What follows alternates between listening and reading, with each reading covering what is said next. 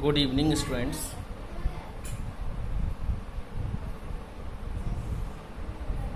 Today I will teach mathematics,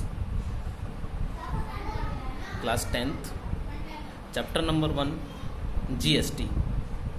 GST, that means goods and service tax. Goods and service tax is an indirect tax used in India on the supply of goods and service. यानी एक तरह का tax है जो goods पर लगता है, service पर लगता है. Types of GST in India, GST और 3 टाइप्स. जीएसटी 3 टाइप्स की होती है. CGST means central goods and service tax. Number 2 SGST, state goods and service tax. Third IGST, integrated goods and service tax. GST is a levy on supply of goods or services. To levy GST, supplies are classified into 2 categories. 2 categories में supplies को divide किया गया है. Interstate और intrastate. Interstate supplies that refers to supply from one state to another. Suppose that जैसे manufacturer UP का है, wholesaler Bihar का है, कोई भी स्टेट हम ले सकते हैं, अदर स्टेट का है, तो वो तो कहलाएगा इंटर स्टेट. इस कंडीशन में इंटर स्टेट में क्या होगा, जो रेट ऑफ जीएसटी है सपोज दैट 12% है, तो 12% में 12 की 12% ये आपकी सेंट्रल गवर्नमेंट को जाएगी. वट इंट्रा स्टेट क्या है, इंट्रा स्टेट का मतलब होता है सेम स्टेट. तो सेम स्टेट में जीएसटी 2 पार्ट्स में डिवाइड हो जाएगी. एक तो एसजीएसटी एंड सीजीएसटी. एसजीएसटी मतलब ये जाएगी स्टेट गवर्नमेंट को और सीजीएसटी जाएगी सेंट्रल गवर्नमेंट को. वही 50-50%. सपोज 12% है तो 6% एसजीएसटी एंड 6% सीजीएसटी लगेगी. ओके, चलिए क्वेश्चन नंबर 1 देखते हैं. Manufacturer A sells a washing machine to dealer V for ₹12,500. The dealer V sells it to a consumer at a profit of ₹1,500. If the sales are intra state and the rate of GST is 12%. Find number 1 the amount of tax under GST paid by the dealer V to the central government. Number 2, the amount of tax under GST received by the state government. And number 3, the amount that the consumer pays for the machine. चलिए solution देखते हैं हम. क्या given है?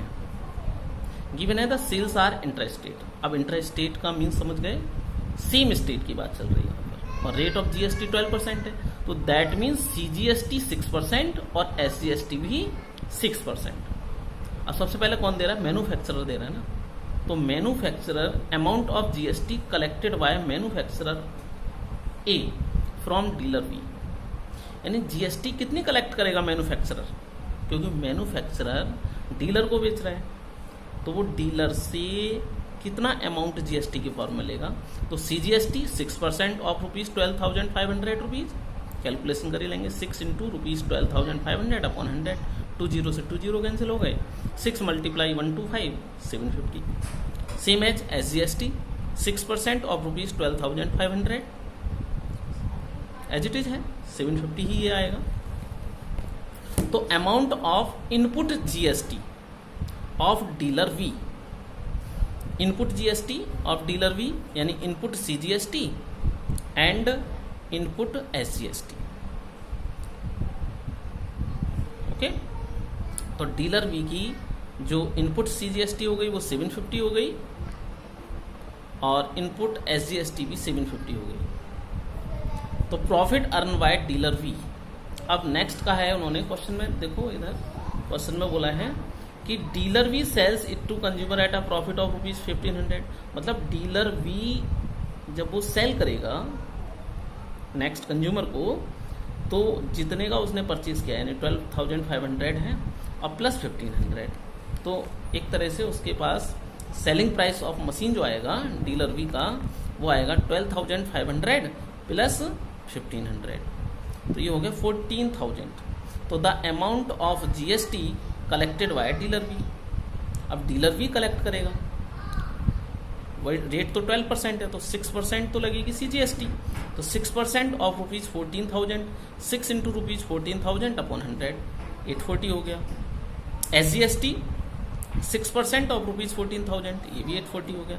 तो amount of output GST of dealer V, dealer V ने कितनी output CGST दी है, तो 840, आउटपुट एसजीएसटी ये भी 840। अब देखते हैं फर्स्ट पार्ट में क्या बोल रहा है, the amount of tax under GST paid by the dealer V to the central government. Question में फर्स्ट पार्ट में पूछा है कि डीलर वी ने सेंट्रल गवर्नमेंट को कितनी जीएसटी पे की है, तो आउटपुट माइनस इनपुट, फॉर्मूला होता है amount of tax under GST paid by dealer V to the central government, output CGST minus input CGST. ये कितनी है देखो, 840 हमने आउटपुट जीएसटी निकाली थी सीजीएसटी, और 750 इनपुट सीजीएसटी, तो ₹90 आपका आंसर आ गया फर्स्ट का। Second part, the amount of tax under GST received by the state government, यानी अब इसमें ये नहीं कहा है कि किसने, सिर्फ ये पूछा है the amount of tax received by the state government, कि स्टेट गवर्नमेंट को कितना टैक्स गया जीएसटी की फॉर्म में। तो amount of SGST means state government को जीएसटी जाना, paid by dealer we,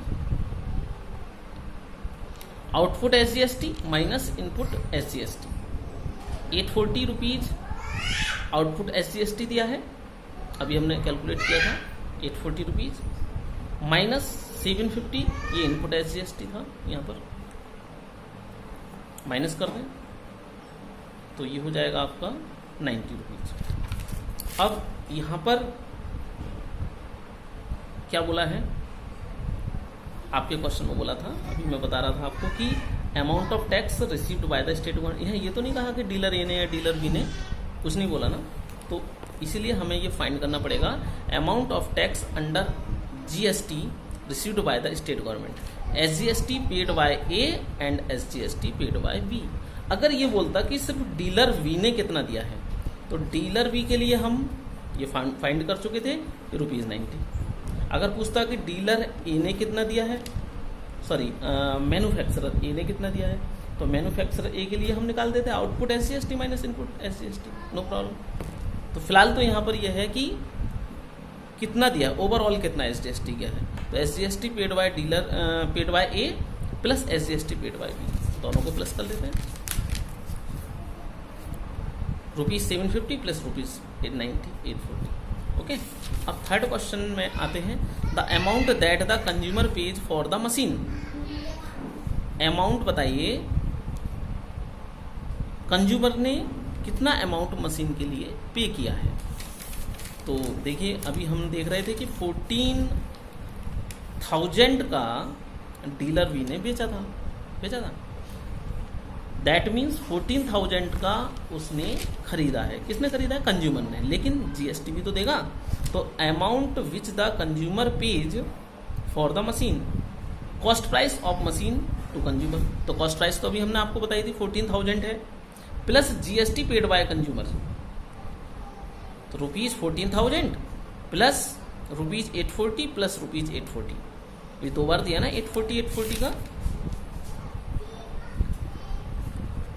840 SGST है, अभी हमने निकाला था, ये निकाला था amount of tax under GST received by the state government, तो ये आपका था एसजीएसटी, उतना ही होगा सीजीएसटी, दोनों बराबर होंगे, 50-50% जाता है, तो ये टोटल आएगा 15,680।